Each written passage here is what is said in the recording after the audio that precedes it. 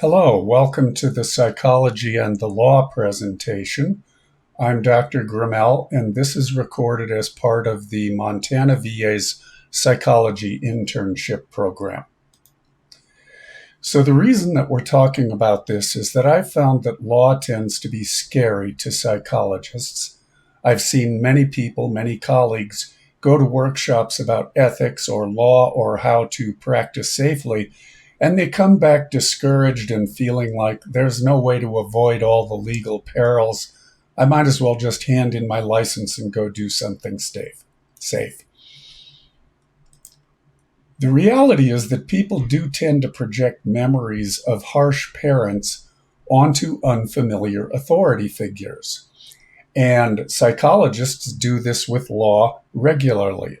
So they live with this fear that if they put one toe out of line, some monster is going to leap out of the bushes and rip them apart and feed them to alligators. The law isn't like that. It's not staffed by monsters, and it's not staffed by klutzes. It's full of people who are trying to be reasonable when other people have lost their reason. It's easy to identify when projection is going on. You just look for the simultaneous attribution of contradictory qualities to the same target. So it's easy to find people who, on the one hand, view the law as some kind of oppressor, something between Joe Stalin and a cave bear, and on the other hand, the law is a bunch of hapless Keystone cops who can't protect anyone from anything. Now, both of those can't be true at the same time. That tells you that this is a projection, not reality. The best way to withdraw our projections is education. Projection always works best when it's onto a blank screen. The more you learn, the easier it is to withdraw those projections and live in a comfortable reality. So that's the goal here today. So what is the law? Well, you can do worse than ask Oliver Wendell Holmes.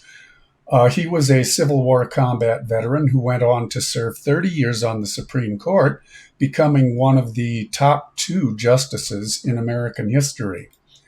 And he said that law is nothing more nor less than a society's statement of its willingness to use force against one of its own members. So an officer will arrest somebody, a jailer will hold them in jail, a jury will convict them, a judge will sentence them, a warden will hold them, and an employer will garnish their wages, all because society says this person crossed a line that causes us to be willing to use force. So what we need to ask ourselves is, what could we do that would cause our community to want to use force against us for doing that? So the first part of today's talk will be orientation to the law, and then we will talk about legally safe psychological practice. Then we'll cover interactions between clinicians and the legal system. And finally, we'll have some talk about work done in the forensic arena for the courts. So first off, there are 3 different kinds of law. Statutes are written by the legislature, regulations are written by the executive, and case law or common law is written by the judiciary. The founders of our country split the power of the king up into these 3 parts to make it much harder for the government ever to become truly oppressive. And they divided it into a federal and a state level to make it even harder. So whenever you hear somebody talking about hating activist justices, what they're really saying is, I'd like to go from 3 branches of government down to 2, or maybe only 1. Whatever else you can say about them, they're definitely no supporters of freedom. We stay free because the power of the king has been split up, and we want to keep it that way. So at the federal level, statutes are referenced this way: 42 U.S.C. 1395. The first number is the title of the United States Code, and the second number is the section within that title. You can find the official U.S. code at the Government Publishing Office website, or you can go to uscode.house.gov and it'll be there. In general, each of the states hangs their state code off of their legislature's House website. Federal regulations written by the executive are referenced like this: 45 Code of Federal Regulations 164. Here the first part is a title and the second part number is a part. And the titles don't line up necessarily between regulations and statutes. If you want to find a state's regulations, you can usually find them by looking up State Name Administrative Code. Finally, case law is referenced like this: Service v. Dulles, 235 Second Federal Reporter 215. In these citations, the middle part, the text, is a series of books. In this case, it's the Second Federal Reporter. There's a first and a third Federal Reporter. And for U.S. decisions, we have U.S., and for Supreme Court, we have Supreme Court reporters. The number before the text is the volume number, and the number after the text is the page number. So whenever you see a lawyer, you always see they have rows of books behind them that all look the same. Those are the reporters. So that's a reference to which series of reporters, which volume, and which page. State decisions may be in a state reporter, like Montana has its own state reporter, or they may be grouped into a regional reporter like the Second Pacific Reporter. Oddly enough, these aren't published by the government. In the 1830s, West Publishing started collecting decisions from appeals courts and publishing them in books that lawyers started buying and using. So all the lawyers and all the government has just gone along with that. It works. It's a system that works. Don't break it. Nowadays, you don't need the long rows of books. You can just go out to Google Scholar. So you can click on case law rather than scientific articles, and then type in the term you want, like competency to stand trial. And Google's magic algorithm will sort the most important cases first. Underneath each of them, there's a cited by. You can click on that to find all the cases that have referenced back to this STEM case. So this is a fairly easy way to do legal research. So in general, law is about duties. I was giving this talk once, and a guy said, "Is there any place we can go to find where all our duties are?" He was clearly feeling exasperated. But the answer is yes, you go to the law. Law spells out duties, and our goal is to avoid breaching any of our duties. Constitutional law defines the duties of the state to the people. In general, these are going to be negative duties. The government doesn't have very many positive obligations to the people. Mostly it's things like don't establish a state religion and don't do undue search and seizure, things like that. In general, when the government does have a positive duty, they don't owe it to any one citizen, but rather to the public as a whole, so nobody has a right to sue. Criminal law defines the duties of the people to the state. So these are the things that if you do them, the state will come after you on your own account, on its own account. You will hear in crime shows somebody doesn't want to press charges. The state can prosecute and convict someone even if a victim doesn't want to press charges. It's just harder to make the case that way, but if they still have enough evidence to convict, they can do it. Civil law, on the other hand, defines the duties of the people to each other. So if you cross one of these lines, the state won't come after you, but somebody else can take the case to court and sue you. And basically what they're asking is for the state to use its power to punish you for breaching one of your duties to the general rest of the public. Civil law offenses are called torts. 3 different kinds of torts are intentional torts, negligence, and strict liability. We will touch on one of each of these types later on. One of the things for psychologists to get used to is that law is a heavily category-driven enterprise. We tend not to take our categories too seriously. I don't know anybody who would bet their life on the difference between schizoaffective disorder and bipolar with psychotic features. Our categories are fuzzy. On the other hand, law thrives on bright line distinctions. So most of litigation involves lawyers arguing to a judge which categories should apply in a given case. And by the time they've worked out all the categories that are going to apply to this case, all the lawyers in the room pretty much know who's going to win, and that's when they'll settle.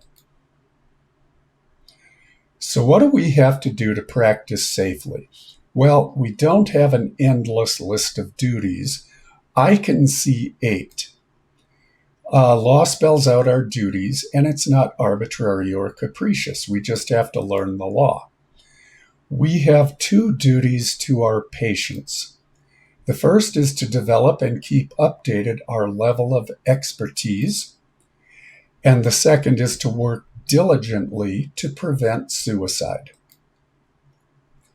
Then we have 4 duties to both our patients and the state: protect and maintain patient information, obtain informed consent prior to services, obey our jurisdiction's laws about duty to warn, and exercise due diligence during supervision. And then we have 2 duties to the state: learn and follow our state's code of conduct, and obey our jurisdiction's laws about mandatory reporting. If we do these 8 things, we're engaging in legally safe psychological practice.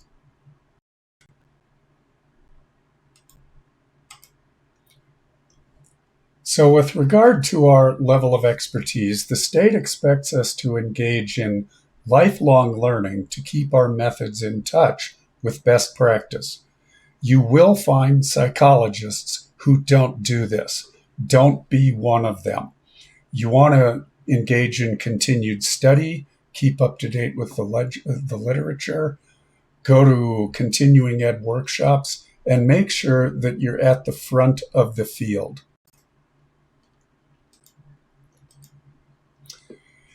Anything where we haven't had legally defensible preparation is outside of our scope of practice. Okay, so what's legally defensible? Let's say that somebody files an action saying that I don't know how to do acceptance and commitment therapy. Well, what I would do is bring in my 4 CEU certificates for where I learned how to do it, and the 3 books that I use as treatment manuals. And then in my case notes, I would show how I used the techniques in those books and the information from those workshops. And that's the end of the ball game. I have legally defensible preparation.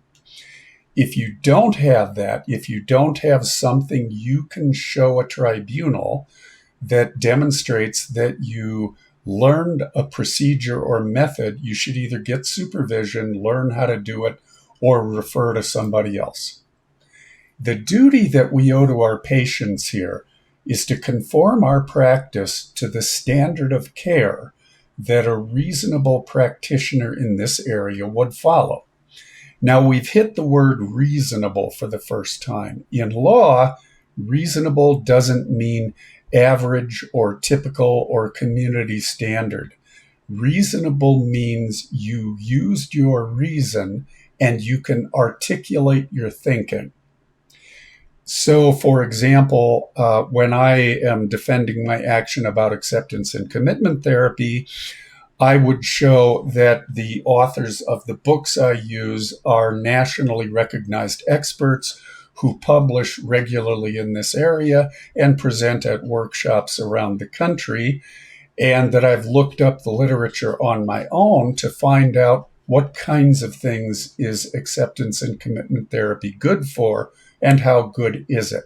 I used my reason and I can explain it. That's what a reasonable practitioner is, someone who gathers evidence, thinks about it, and then makes a choice based on rational grounds. Failure to do this can lead to tort liability. So, with respect to torts, malpractice suits, that's a tort of negligence. That's the first of our three categories. And to prove negligence, there are four general factors. First, did you owe a duty to the person you injured? Second, did you breach the duty? Third, did this cause an injury? And fourth, does the law recognize damages that it can award to compensate for the injury? In some situations, foreseeability will be applied. It depends. So let's say that I invite you over to my house. When you invite someone into your home, you have a legal duty to warn them of any known unsafe conditions. So let's say the third step up to my front door is uneven. I don't warn you of it, and as a result, you catch your toe and fall and break your kneecap. Okay, did I owe you a duty? Yes. Did I breach the duty? Yes. I didn't warn you about the known unsafe condition. Did this cause an injury? Yes, you broke your kneecap. Can the law award damages to compensate for that injury? Yes, it can take money from me to pay your medical expenses and maybe time lost off of work. Okay, so that's a negligence tort. Let's say instead I invite you to my art show. I have a bunch of paintings on display, and I invite you to come in. You discover one of my paintings is an insulting portrait of your grandmother. You're shocked, and I point and laugh and encourage other people to laugh at you. Did I owe you a duty? No, I'm a jerk. If we owe a duty not to be a jerk, we would all be in court every day. Without a duty, there can't be a breach. Did this cause you an injury? Yes, it hurt your feelings. Can the law calculate some form of damages to compensate you for your hurt feelings? No, the law doesn't recognize any calculus that will do that. So, as the law says routinely, it's not a perfect world. Not every harm will be compensated. Toughen up, Buttercup.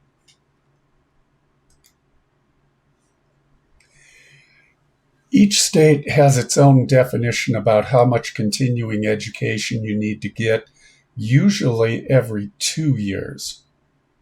And states are increasingly defining specific areas where they want psychologists to get CEUs so much every so often. So find and read your state's regulations. They're almost always going to be on the website of the state's Board of Psychology Examiners.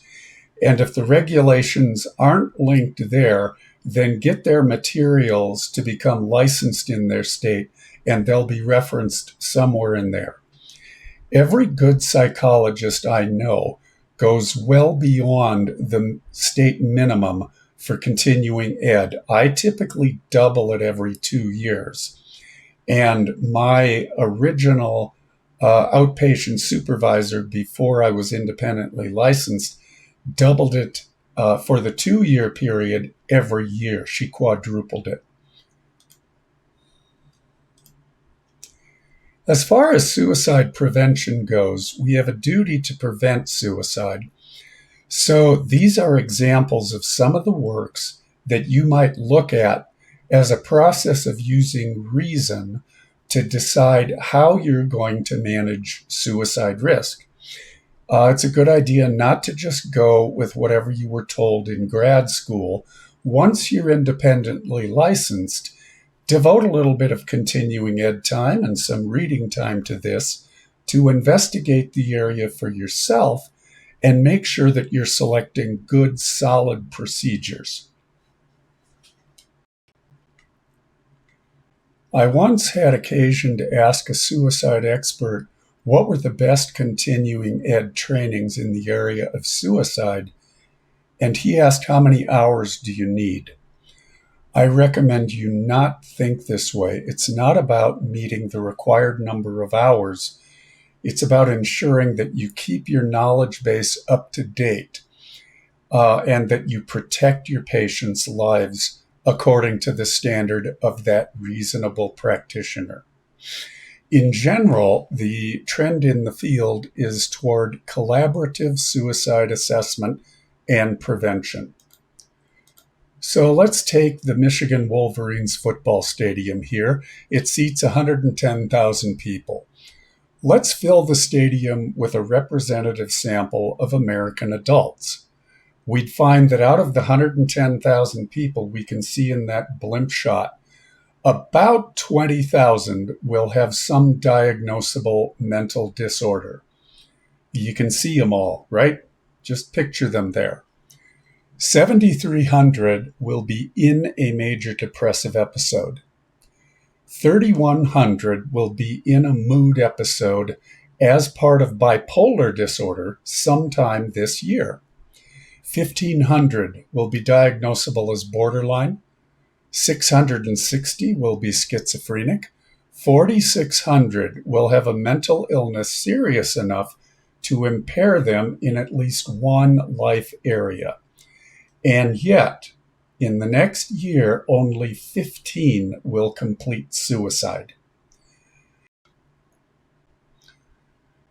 So this is why the field goes beyond risk factors and focuses on developing a collaborative relationship with our clients around suicide risk.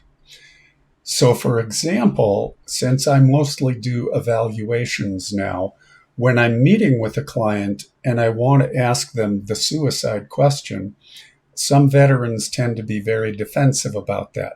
So I'll say to them something like, now, we're in behavioral health here.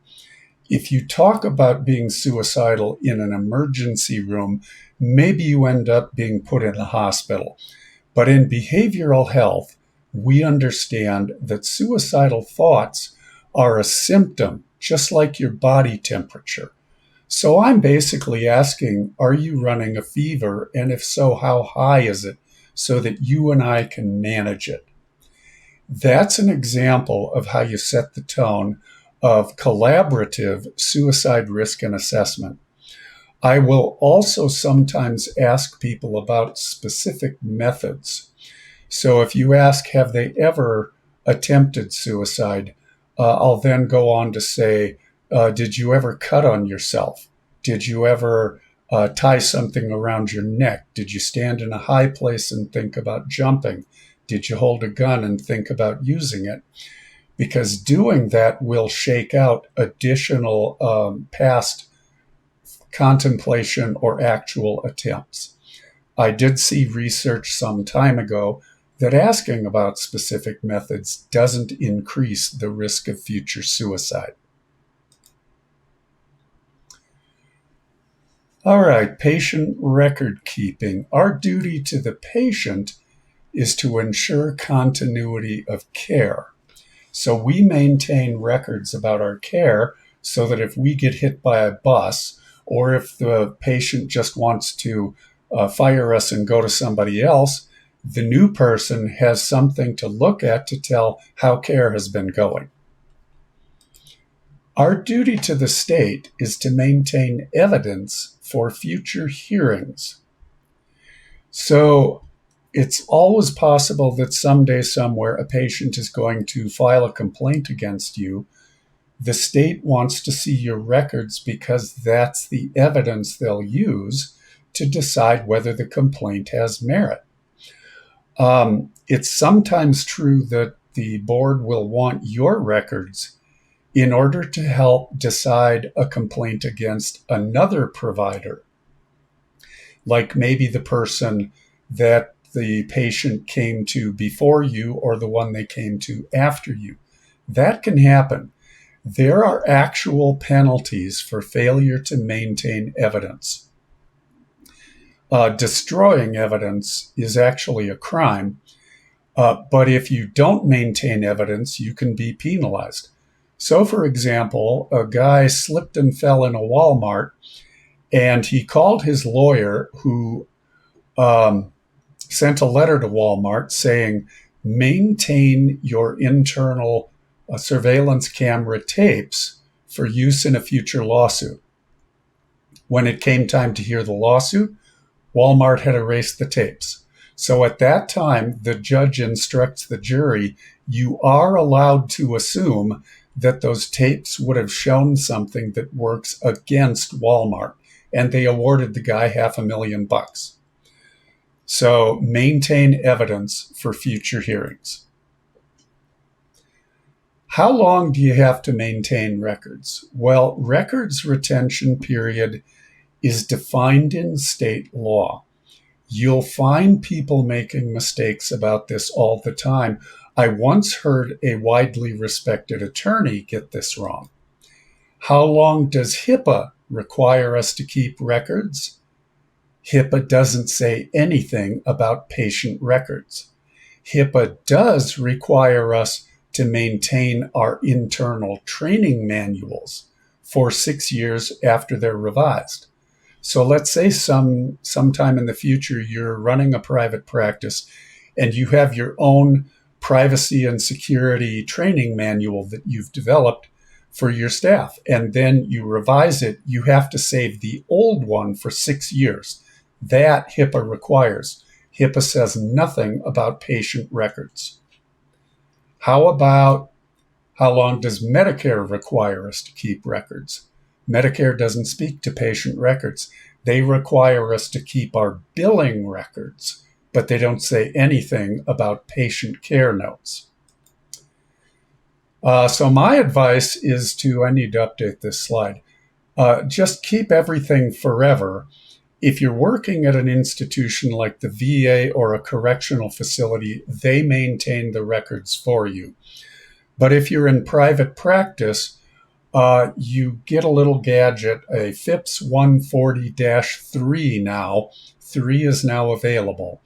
FIPS is the Federal Information Protection Service, and 140-3 is the current encryption standard that's regarded as commercially unbreakable.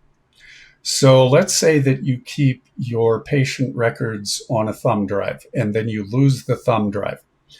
Well, the law is that you have to notify all patients whose patient records may have been compromised and the Secretary of Health and Human Services. If more than 500 people are affected, you also need to post notices in local media. So as you might guess, that's a career killer. But if your thumb drive is FIPS 140-3 encrypted, then you don't need to tell anyone. That's an example of a bright line in the sand. If you've encrypted data to that standard, who knows, maybe the NSA can crack it and read all your patients' files. The law will regard you as having protected the data sufficiently, and you will not be penalized. 3 companies, Apricorn, Kingston, and iStorage, all make certified devices, and I have some of each. It's a good idea to keep 2 or 3 backups, because if you lose it and you lose your patient notes, well, remember, we have a duty to maintain our patients' records. If you want a software solution, SecureZip uses Microsoft's package for encryption, and it meets the FIPS standard.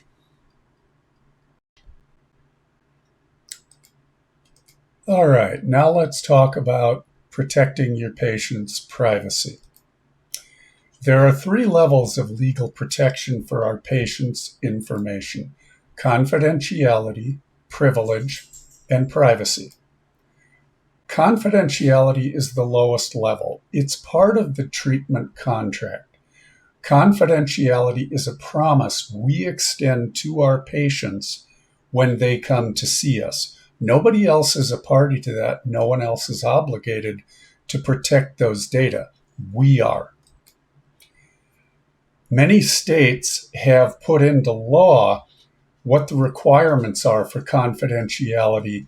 They've basically mandated certain standards as part of the treatment contract so that whether we personally promise this to our patients or not, we're held to at least that standard of care. Privilege is a higher standard, but it's also narrower.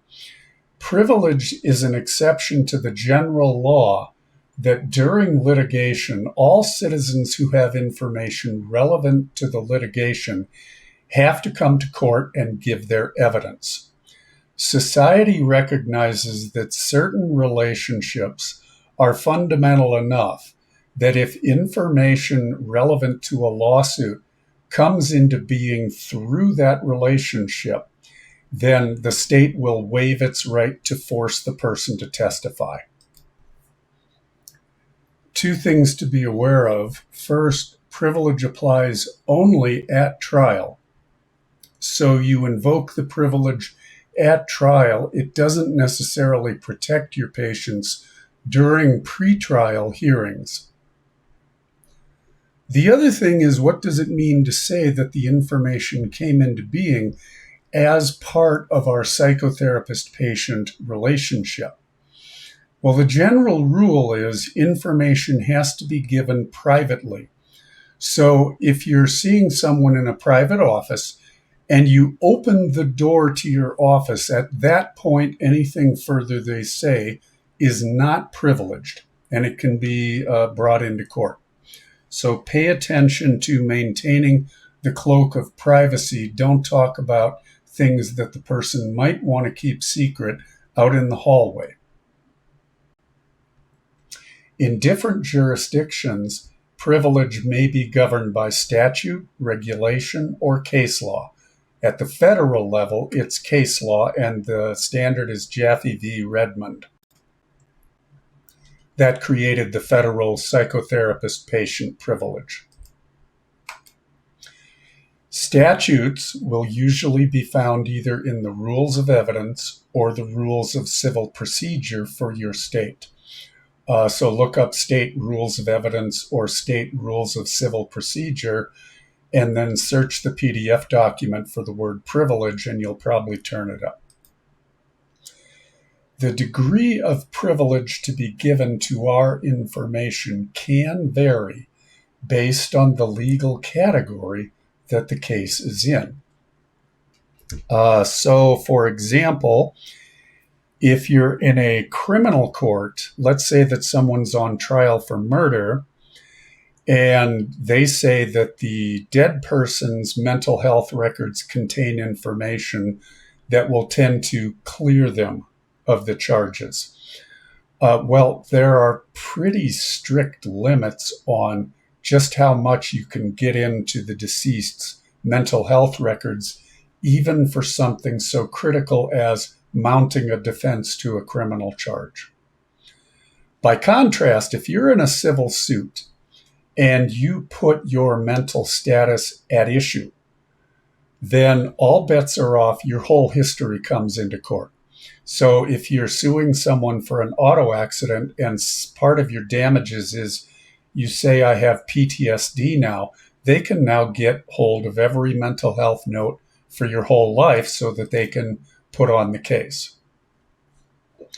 Privilege can only be waived by the holder of the privilege. In our case, that would be the patient.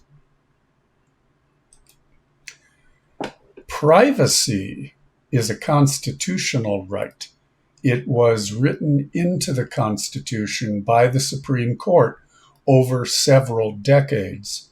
So Roe v. Wade was, technically speaking, a privacy ruling. It said there's a zone of privacy around people that includes making this particular medical decision. Government has to butt out. Well, that's been revoked, but there are still other privacy lines in the sand that past Supreme Courts have defined. Privacy cannot be set aside by law, either at the state or the federal level, because privacy has been put into the Ninth Amendment or 10th Amendment to the Constitution. HIPAA is a civil rights regulation. So HIPAA is a privacy rule, and if you violate it, it's a civil rights violation, not a malpractice. So your case will be handled as a civil rights violation by the Department of Justice, not as part of a civil lawsuit. So don't violate HIPAA. It really hurts if you do. You'll find HIPAA here, starting at subpart 300. I've read this several times. The revisions have been completed, and it's now in final form again. It probably won't be revised for another decade.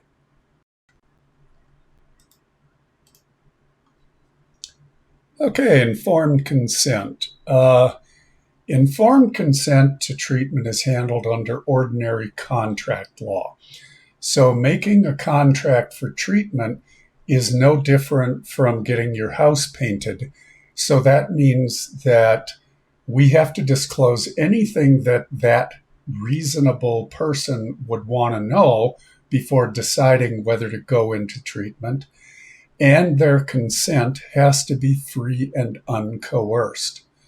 So that means we assume patients are trying to decide whether to take part in our services, and they don't know what the pros and cons are of the treatments we do. So we want to educate them about the main things.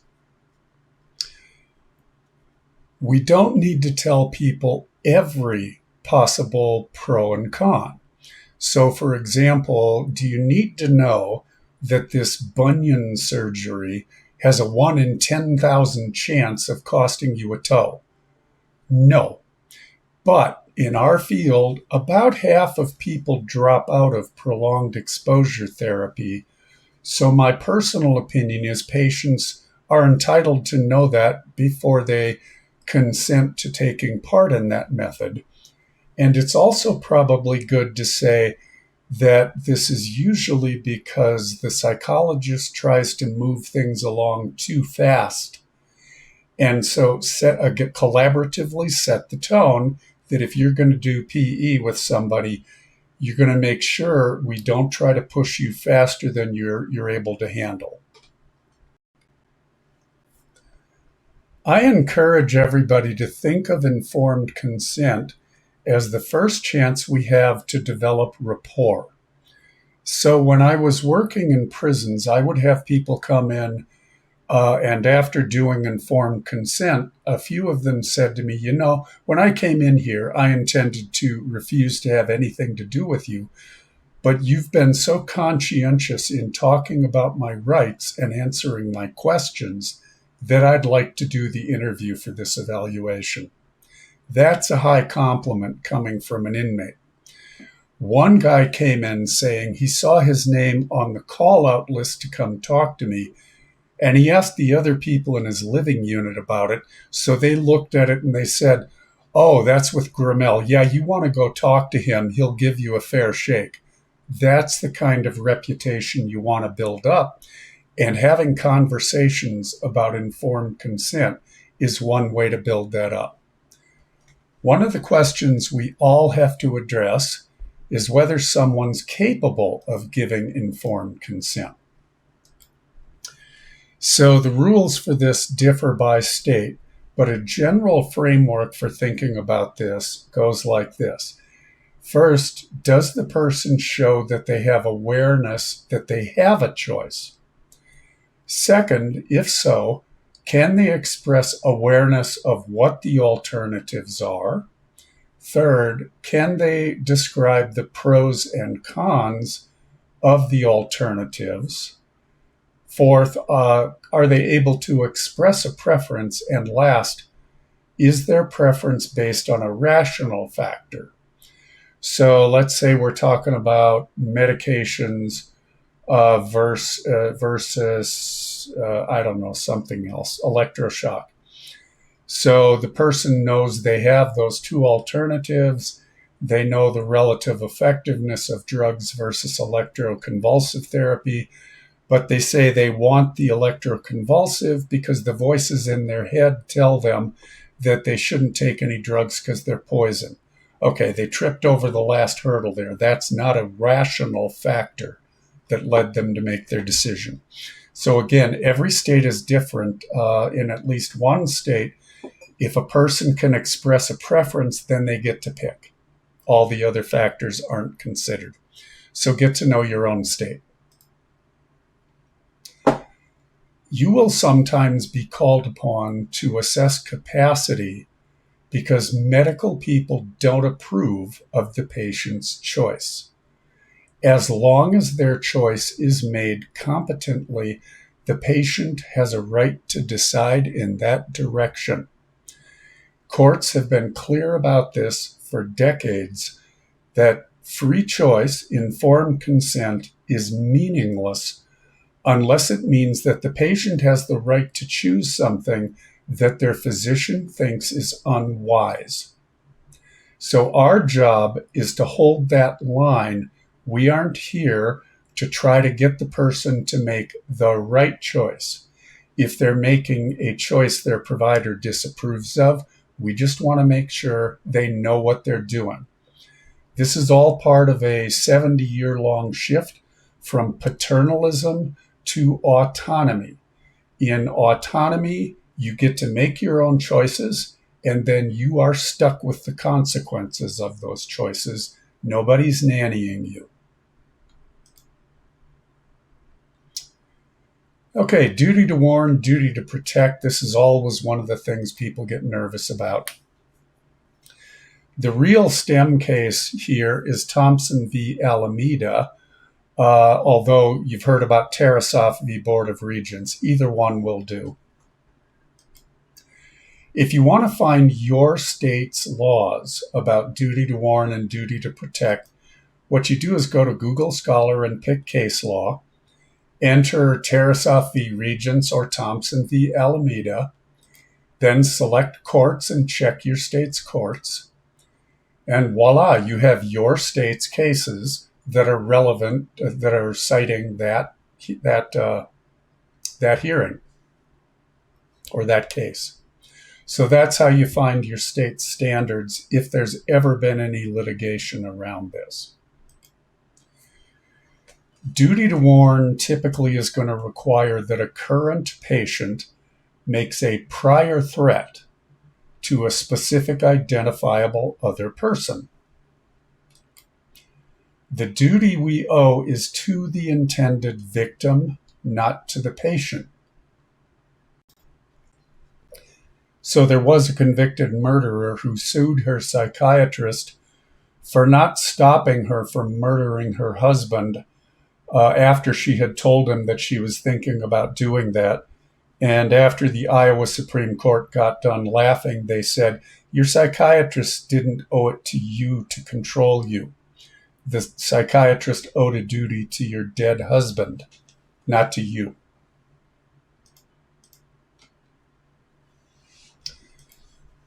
More than half of all states impose strict liability on psychology supervisors. And Montana, our state, is one of them. Supervision carries a lot of risk. Don't start doing it lightly. This is an example of a strict liability tort.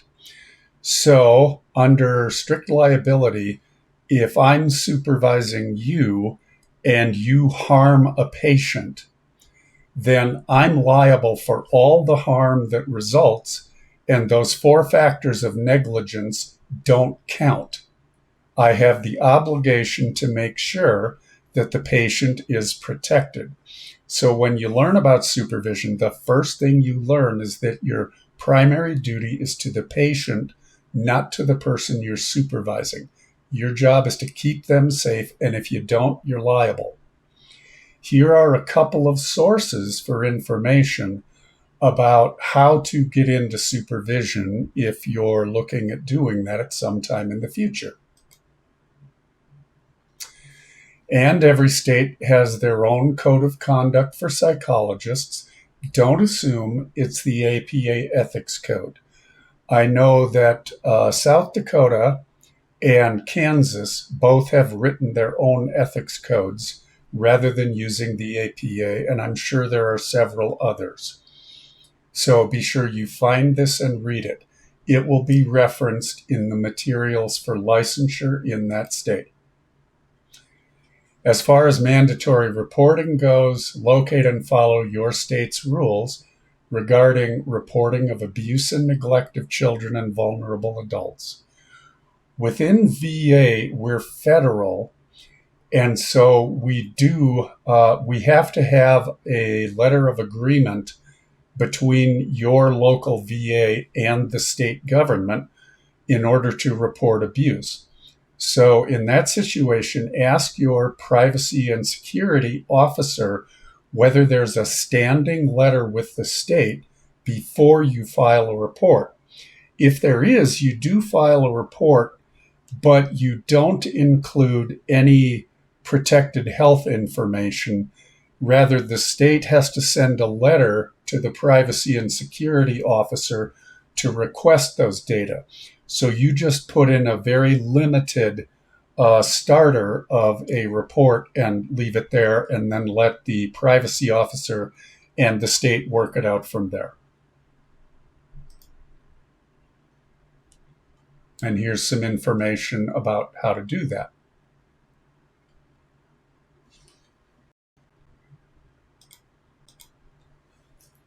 When you look at your state's law, pay attention to who's a mandatory and a permissive reporter. So in Nebraska, the last time I was there, everyone who reasonably believes that a child is being abused is a mandatory reporter. Every adult is held liable if they don't file a report. But in Iowa, a psychologist was only a mandatory reporter if a child who is the psychologist's patient is being abused. In other cases, the psychologist was a permissive reporter, but it wasn't mandatory. So those are our duties to the law. So if you keep your expertise up to date, work diligently to prevent patient suicide, maintain and protect patient records, obtain good informed consent prior to services, follow the law about duty to warn, exercise due diligence in supervision, follow your state's code of conduct, and make your mandatory reports, then you have absolutely nothing to fear from the law.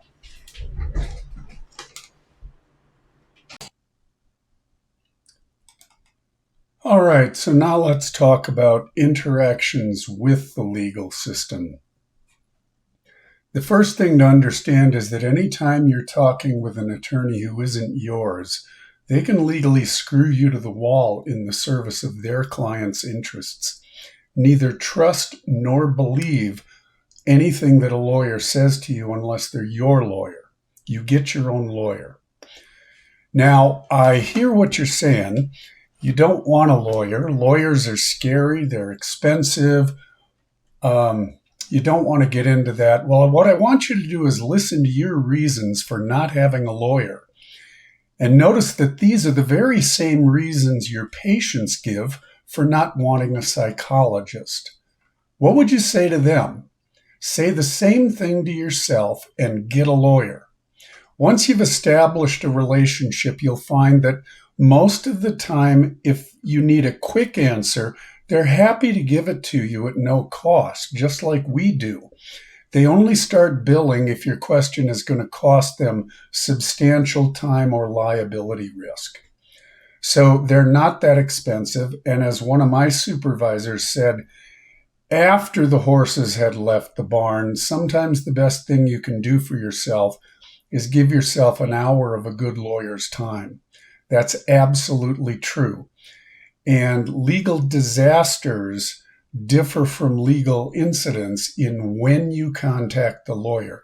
Contact them early. Okay, the first way that we interact with the legal system is managing subpoenas. A subpoena is a request for information to be presented in court. A subpoena duces tecum is either a request for records or that you come to court with your records and testify. The first thing to understand is that it's never safe to ignore a subpoena. Never. If you ignore a subpoena, the attorney who issued it can go to court and ask that you be held in contempt. And you can be. So you have to respond to subpoenas. Attorneys are, when we say that attorneys are officers of the court, what we mean is that our monarch, which is the legislature, executive, and judiciary, divides up the power of the king between them.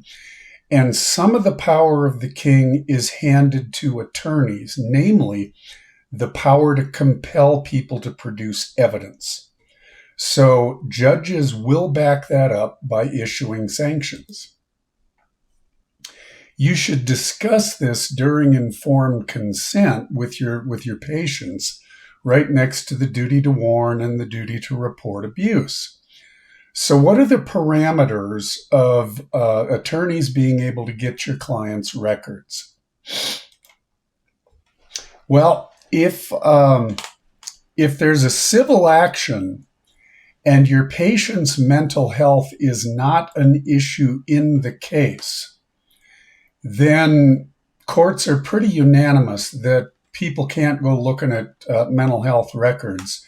They're very private, and judges will typically respect that. In the case of a criminal trial, where someone's right to put on a criminal defense is much higher than what you see in a civil suit, even then, there are strong restrictions on the ability of anyone to subpoena mental health records and troll around through them. But in other situations, there may be no limits at all, such as child custody or parental fitness actions. The records may simply come in. Again, if your patient puts their mental health at a legal issue in a future lawsuit, they've given the other side permission to get their mental health records. That's part of what happens when you sue.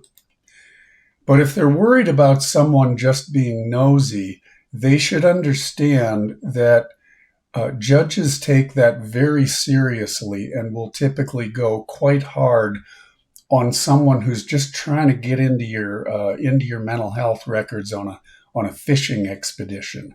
That does not go well for the person who's trying to do it.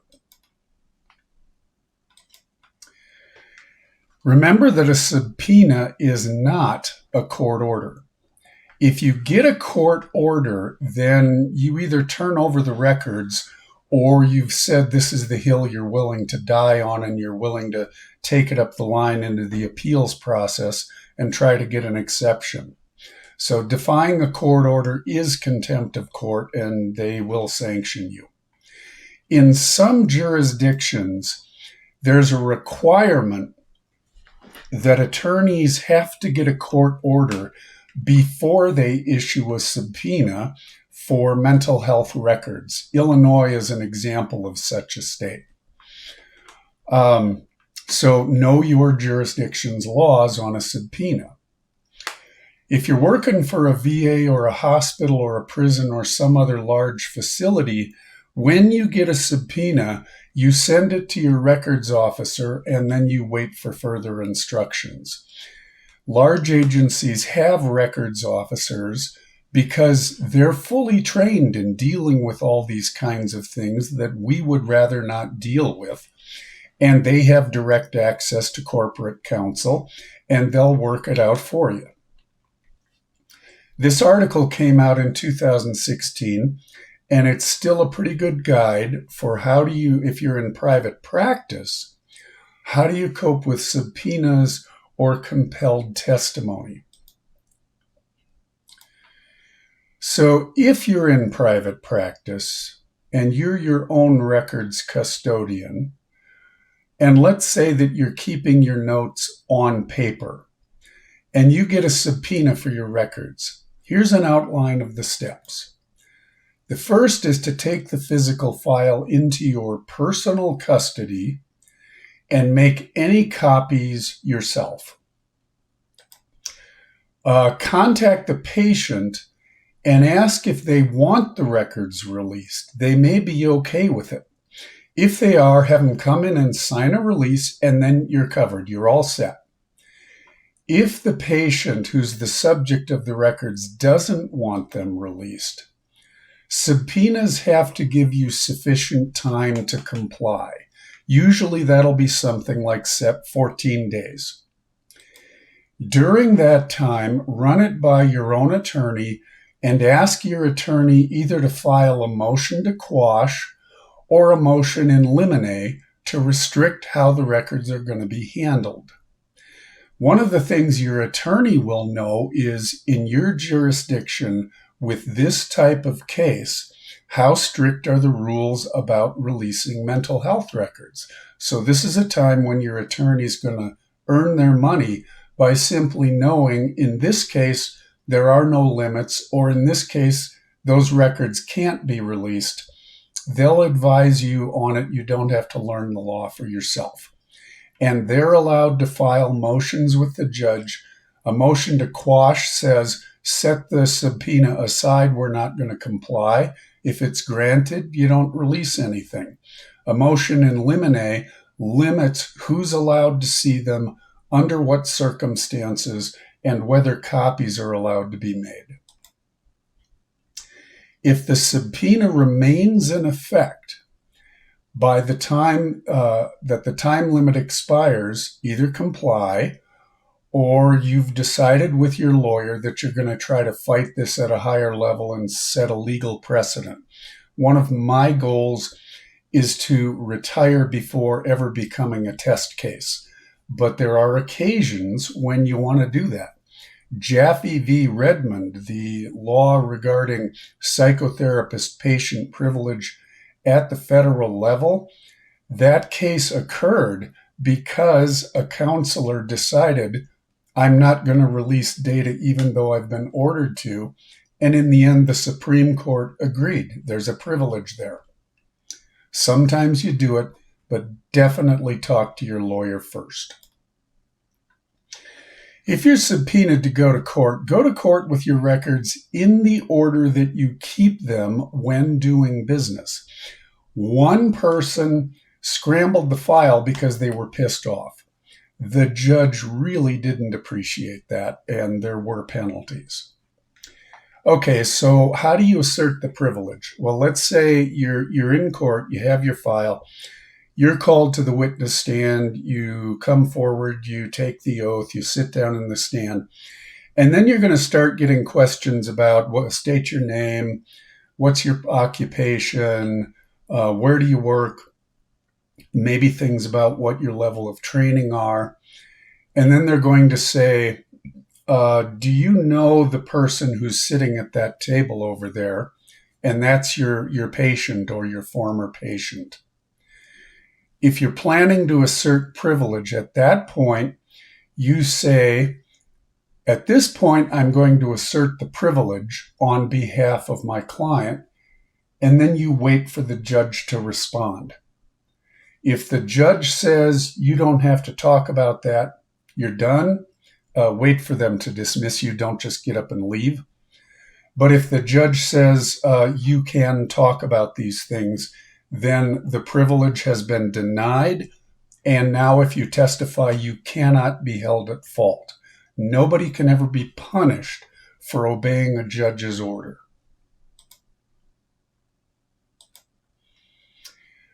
We get requests for psychological test materials quite frequently.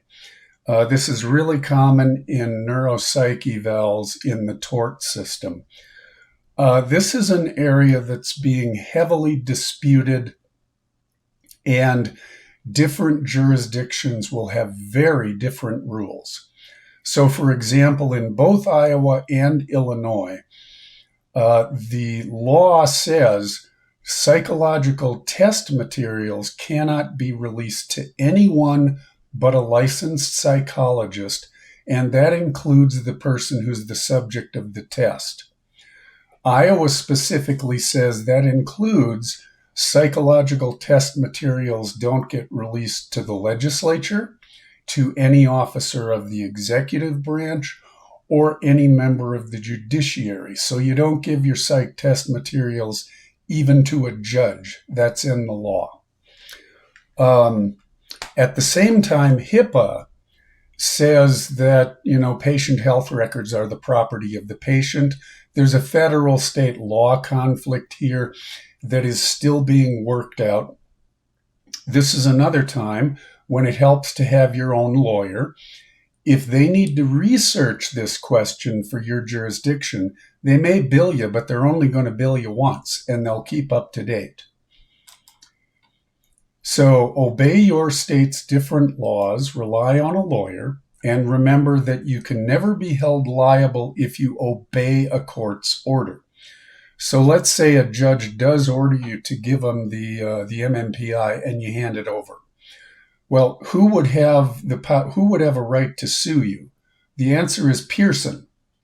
But if you're obeying a judge's order, I can guarantee you no judge in the country is going to hold you liable for obeying one of their other judge's orders. It's Pearson's job to be in court that day with their own lawyer to fight it. There are a number of grounds on which we typically resist requests like this. For example, contract law.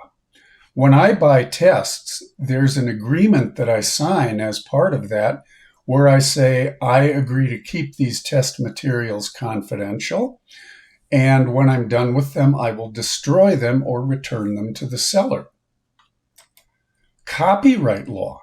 Copyright is federal, not state, and all of our tests have little copyright disclaimers on the bottom saying these materials are not to be reproduced. Judges obey law, they don't set aside law. Trade secret law. Trade secret law is a recognized principle at the federal level that sometimes the value of property depends on it being kept secret. And in that case, you can argue trade secret law. And finally, we can argue the tools of the trade. So in one case, an attorney wanted my copy of the HCR 20 manual so that he could inspect my results like he'd know what he was doing, but there you are. At that time, you say to the judge, this is the tool of my trade. I have this manual on my desk. I refer to it every day.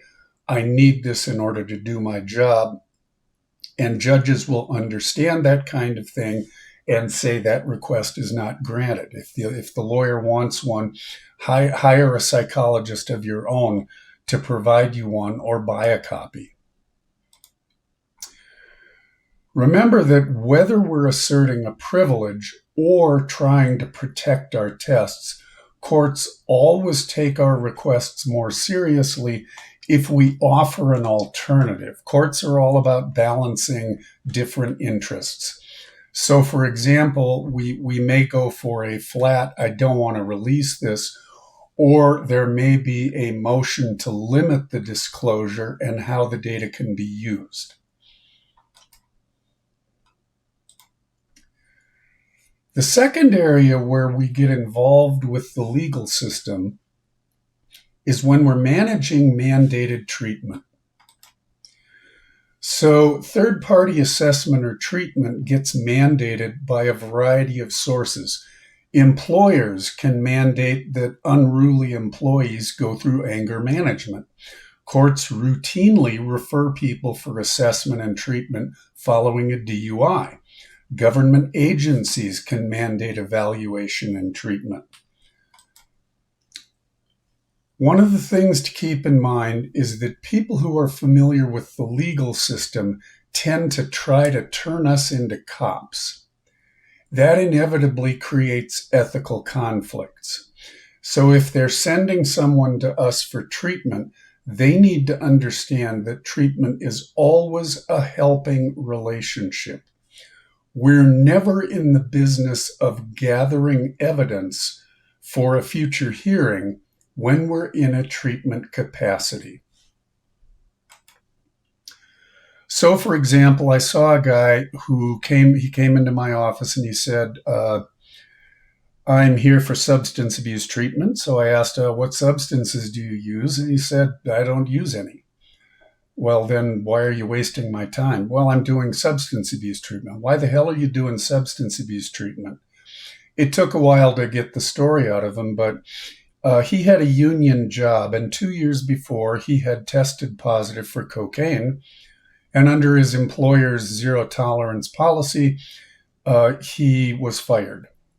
So he went to the union, and they took it into their process. And it turned out the drug test had not been quite done according to standards. So the employer stood their ground. The union stood their ground. It went to arbitration. And finally, the arbiter reached an agreement whereby he would get his job back, but he had to go to 12 months of substance abuse treatment. Now, think about that situation for a minute. Here are the most recent professional practice guidelines for occupationally mandated evaluations and for treatment.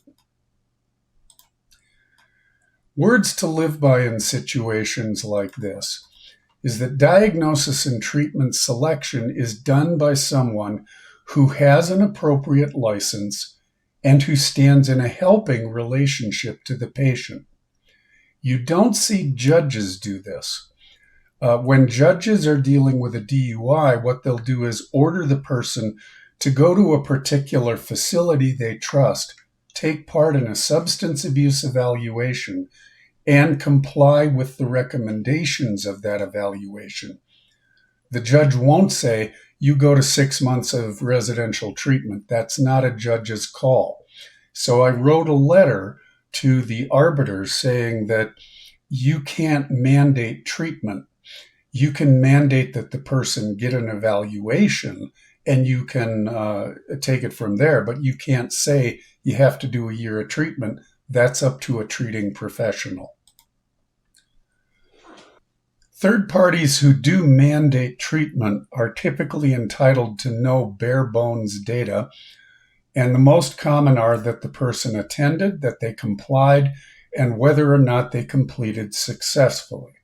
Without patient consent, they're not entitled to control or monitor the details of treatment.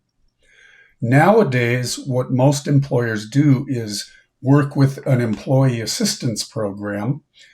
And so when I would get someone in for anger management because they blew up at their boss, the employee assistance program would ask me, what protocol are you using? They'd say, that's a protocol that we agree with, that's fine. And then in session 4, the EAP person would ask, did he disclose during this homework assignment, and all kinds of stuff like that. So they're doing quality control on me, but then the EAP reports back to the employer attendance, compliance, and successful completion. So EAPs often serve as a cutout between us and the employer who mandates the care. If the patient consents to disclose more than this because they're threatened with jail time or being fired if they don't, such consent to release is invalid. Consent has to be free and uncoerced, or there isn't a contract. So if your patients are in treatment at someone else's instigation, your first job is to clarify the relationships. What is it they're expecting you to do? What's the reporting that's going to occur? And are they asking you to keep secrets or work against the interest of your patient, which we don't do? If you're uncomfortable with the conditions, decline the case. You can't be forced to enter into a treatment contract. If you take workers' compensation cases, those are going to be handled in law. So you want to read administrative law in your jurisdiction for how the workers' comp system is run in your state. They will have detailed instructions in there of what records are you supposed to keep. Is there anything special you're supposed to put into your informed consent? And what kind of information do you report back to workers' comp? Workers' comp is essentially a form of the government being the agency you work for when treating injured workers. So they will have more access to data than a private employer would. It's all spelled out in law. And before you take workers' comp cases, you should get familiar with the laws around those. All right, now we need to do a little bit of orientation to the area of forensic psychology. So a forensic evaluation is using psychological science to address questions that arise in law rather than questions that arise from healthcare. This is still the STEM article describing that there is an irreconcilable conflict between the role of a treating provider and a forensic expert. You cannot blend those two roles. In some states, such as Kansas, this has been coded into law. And that means that if you're called into court to testify about someone you saw clinically, you don't have a basis for answering legal questions regarding that patient.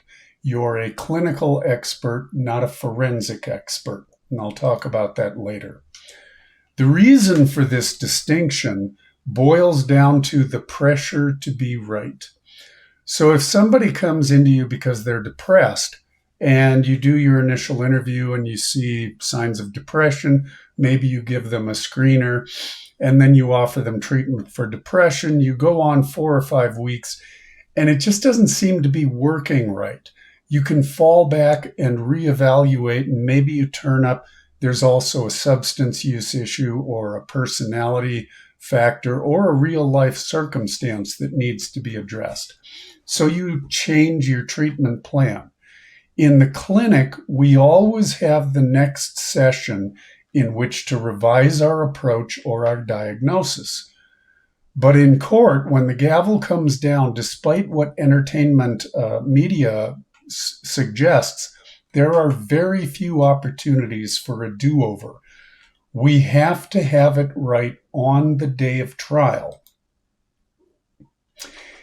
And the issue is that clinical contact alone isn't enough of a basis for a question that would be relevant to the law. So, for example, a railroad engineer was sent to me because he was in an accident in which someone crossing the railroad tracks was killed. And he had obvious signs of PTSD, a lot of startle reaction, a lot of agitation, stuff like that. So we walk through treatment, and I can say treatment has been completed, and we have good resolution of symptoms. Can I say that he's okay to go back in the cab of a train engine?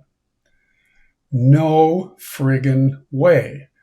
That would require much more in-depth evaluation, probably involving actually getting into a train engine with him and seeing how he performed. So the clinical care alone does not answer the non-clinical question of fitness for duty. And in such a circumstance, ask yourself, what would you need to see before you stick this traumatized person back into the cab of a 2 million pound vehicle? I don't see any circumstance in which I would do that. So that's an example of the pressure to be right. You have to get it right on the day you venture the forensic opinion. So Kirk Heilbrunn says in forensic work, there's three sources of data. There's clinical interviews, there's forensically relevant tests, and there's third-party data. Of these, the clinical interview is typically the least useful. The reason for that is that when someone is involved in litigation, no matter which side they're on, they have strong motivations to lie, to misremember, to shade the truth, to play up other things. So a clinical interview tells you the least reliable information. And the tests that you use are usually not clinical tests. Clinical tests were all designed to answer healthcare questions. Forensic tests are designed to answer questions posed by law. It's an entirely different set of tests that you have to get familiar with and know how to use. So, for example, one kind of forensic evaluation is threat assessment, or risk assessment, I should say. Threat is a different thing. Risk assessment for sex offenders leaving prison. Well, there are a number of different tools you can use to estimate their likelihood of reoffending. The static tools, the risk for sexual violence protocol, the sexual violence risk measure. There are specific measures to evaluate competency to stand trial, to do threat assessment.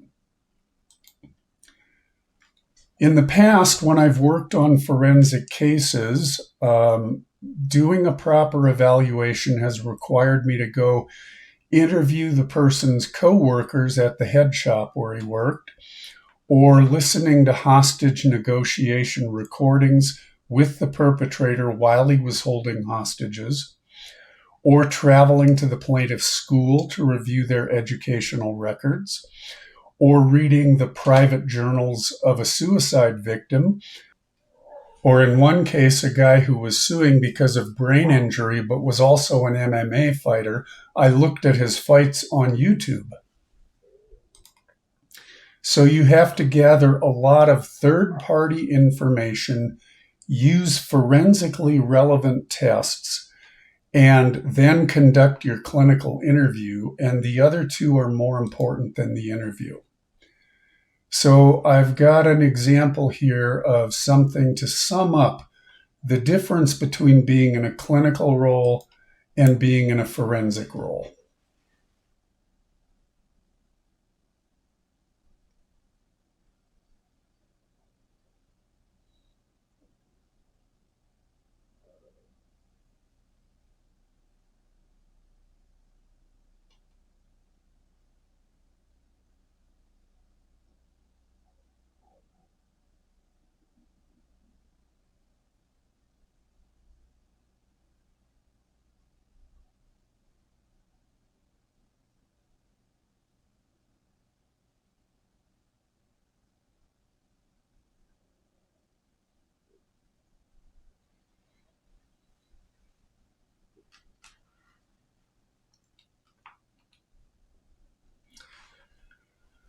So why talk about this? Well, we recognize that there's a split between clinical and forensic roles and that we shouldn't combine them, but almost no one else understands why this is so. And that does include most attorneys and some judges.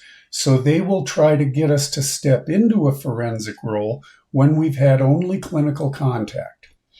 We need to be alert to why the person is coming to us as well, so that we can do proper informed consent. So let's say that a guy comes into you and says, I got T-boned at an intersection and now I get anxious whenever I'm driving there. Okay, your next question would be, are you involved in a lawsuit? And let's say the person nods. You should say, let's talk about this. I want to make sure your rights are protected, and proceed to more in-depth, informed consent. So conditions that you might see that suggest a forensic issue here for anything related to an accident, and I would include crime victimization. Or if they're here for something that happened on the job. Or if they're here while going through a divorce or child custody hearing. If they say to you, I need a psychosexual evaluation, that's actually a legal term of art, not a clinical one. That says this is a forensic issue. When I think about it, pretty much anyone who comes in saying they need an evaluation without naming a diagnosis, like I need an autism evaluation or like a transplant evaluation, if they just want to be evaluated, it's probably a hidden forensic case. So what you want to do is lay out to them that there's a difference between you doing clinical care and someone doing a forensic evaluation, especially if you can do either one. You can't combine them. So what I would say is I can see you two different ways. I can do clinical care, or I can see you in preparation for a future hearing. In the clinic, I'll diagnose you, I'll screen for other problems, I'll treat the disorder, I'll advise you on how to prevent relapse and how to improve your health in general. But if we're getting ready for a trial, I'll evaluate your behavioral health. I'll also review your life history. I'll determine what's attributable to the accident. I'll advise your attorney on the utility of my evidence in court. I may advise your attorney on strategy, and I may give testimony. And that affects expectations of confidentiality. You can say that the results of your evaluation will not be confidential, but in a forensic context, I don't think that's quite good enough. What I would say to them is, so you understand this is not confidential? Yeah. Okay, here's what I mean by that. If I evaluate you for this hearing and I give testimony, I have to answer every question either attorney asks me, anything at all. And if there's a reporter in the room and it's a slow news day, the details that you tell me can end up in your local newspaper. That's what I mean when I say this is not confidential. Now, do you consent to go ahead? That's the kind of thing that you have to explain to them about just how non-confidential forensic work is.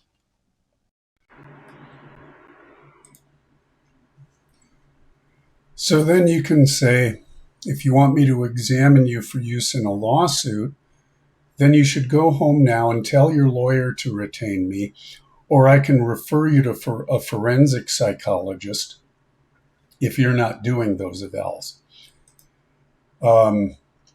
There's a reason to do it this way. If we do clinical evaluations on someone who's going through litigation, the other side can subpoena those records and use them potentially against our patient. If we're doing clinical work, that's not a problem. But if they were hoping to get backdoor forensic work, that's a problem for them. And also in the clinic, we're limited to doing what insurance companies will pay for. Insurance companies won't pay for forensic instruments. They're not paying us to do anything beyond diagnose and treat. If we bill such an evaluation to insurance, it's insurance fraud. But in the forensic world, we can do whatever it takes to form a solid opinion. And if our evaluation tends to work against the patient, then the attorney can bury it because the attorney is the one who hired us. And so it's an attorney work product, and they don't have to use it. The other side can't get a hold of it. So those are the kinds of things you want to be able to explain when you're doing informed consent. and there's the potential of a future use in a lawsuit. The first time you get called on to testify, it's going to happen sooner or later. First off, give yourself permission to be scared. The best thing you could do for yourself is to take some time off and go to the courthouse to watch an actual trial. This is a good reason to try to get picked for jury duty so that you can see how an actual trial goes along. TV law shows are essentially fantasy.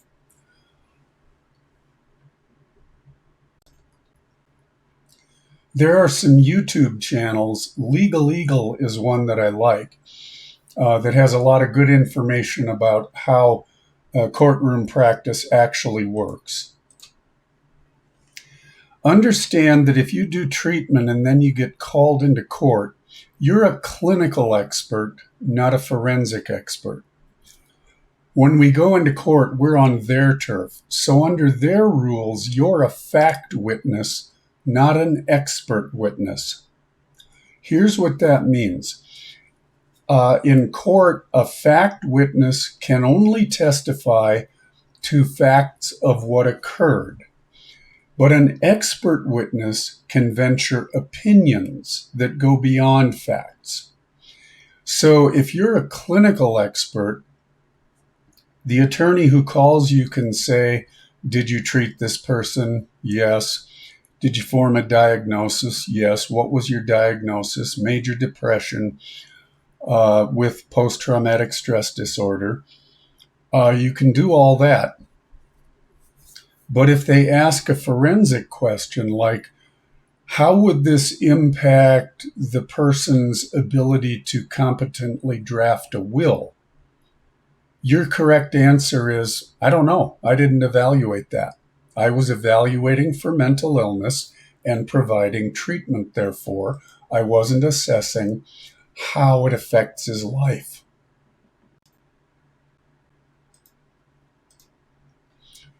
The thing to understand that will give you a lot of comfort is that if you're a clinical expert, nobody can compel you to form a new opinion for purposes of trial that you didn't form while doing treatment. If they ask you about something that goes beyond what's in your case notes, your correct answer is, "I don't know. That's not what I was examining and treating." If you decide you want to get Brodsky has a number of books on coping with cross-examination. They're excellent on getting you ready to go to trial and answer questions, even if you're testifying as a clinical rather than forensic expert.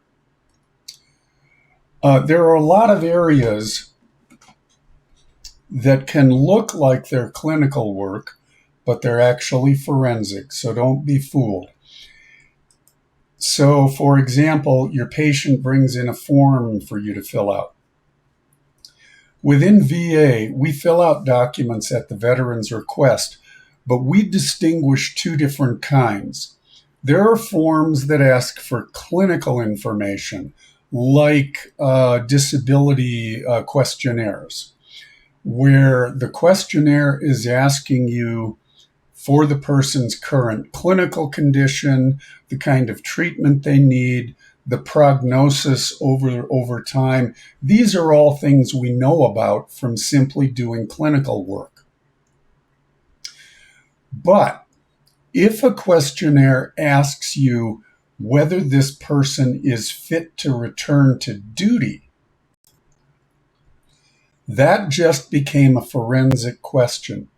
You can't answer whether someone's fit for duty without specifically comparing their current abilities to a job description. You just went beyond healthcare, and now you're in the forensic domain. So that has to be a specialty exam, and it needs to be done by someone who's not a clinician. Because, as I mentioned, clinical and forensic roles do not blend. So if you're doing clinical care, you never say this person is released to go to work. I think they're used to doing that from physicians because physicians are assessing physical capability, like can you return to lifting weights? Well, they can tell that from the status of your knee or the status of your back. We assess psychological fitness, and that has to be assessed in a context. That automatically goes beyond clinical care into forensic questions. You should also be aware that anything to do with fitness for duty or candidacy for a job is heavily regulated by occupational law that has sharp teeth. So, for example, if you're doing a pre-employment evaluation on a candidate for a police position, you're not allowed to ask them anything about their family history. If you do, you violated the Genetic Information Non-Disclosure Act of 2008, and that's a civil rights violation.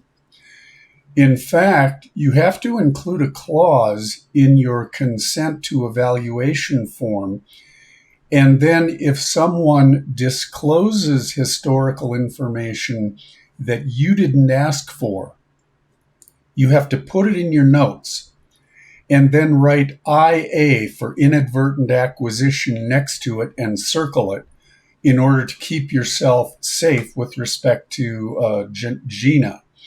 So don't do employment evaluations, employment suitability evaluations without extensive training and practice.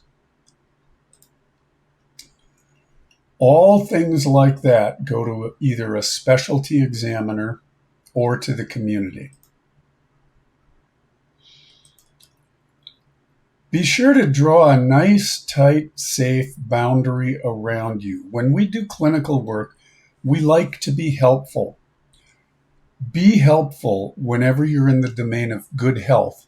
Stop trying to be helpful beyond your scope of practice. You don't have to go there. Someone else will do that for you. So answer the questions you can answer. Evaluate for the questions you can evaluate and know how. But if you don't know how to answer the question, it's outside of your scope and someone else needs to do it. If your boss doesn't understand that, go to your boss's boss. We never have a duty to perform either clinical or forensic care that we don't know how to do. The same applies to answering questions on forms. So let's say you decided you wanted to get into forensic psychology at least a little bit. It's okay to do that. There are many different kinds of forensic work, and it's entirely possible to do just one or just two of them. So competency to stand trial is one. State of mind at the time of the offense, pre-employment evaluations, personal injury evaluations. There's all kinds of specific niche areas, and you do not have to be board certified in forensic to do these. Board certification is reserved for those who mostly or exclusively practice forensic psychology. It's totally okay to become competent in one area and just do that. What is essential is that if you practice in a forensic arena, practice to the standard of a forensic psychologist. Get training, use the proper instruments, follow the guidelines. The American Academy of Forensic Psychology hosts workshops around the country that are extremely good, and many of them are hybrids so that you can do them remotely. The Handbook of Psychology, Volume 11, is on forensic psychology. The first section is all about the practice of forensic psychology, and the rest of the book is about the various niche areas. So you can look in there. Read the rules of evidence and the rules of either criminal or civil procedure. Typically, the first and most easy thing to access if you want to dip your toe into forensic work is competency to stand trial evaluations. They're always in demand. and there are never enough examiners to do them all. So this is relatively straightforward to get into. The nice thing about CST evals is that they're usually not going to go to court unless there are two experts who have different opinions. Then you might have to go and testify and back up your opinion. That would be a good time to be able to show all the continuing ed you did and the references you used and the tests you used and how you applied it and all that. Here are some books that are good for people who want to get into forensic psychology. And there are also some web resources. So Concept at Palo Alto offers continuing education. Protect International and GIFRINC. These tend to specialize in different areas of forensic work, so look for the one that covers yours. They all have APA-approved on-demand continuing ed, and some of them will actually be useful to a clinician as well. So, those are some of the things that you can look at to get into forensics. This concludes our seminar, and thank you for taking part.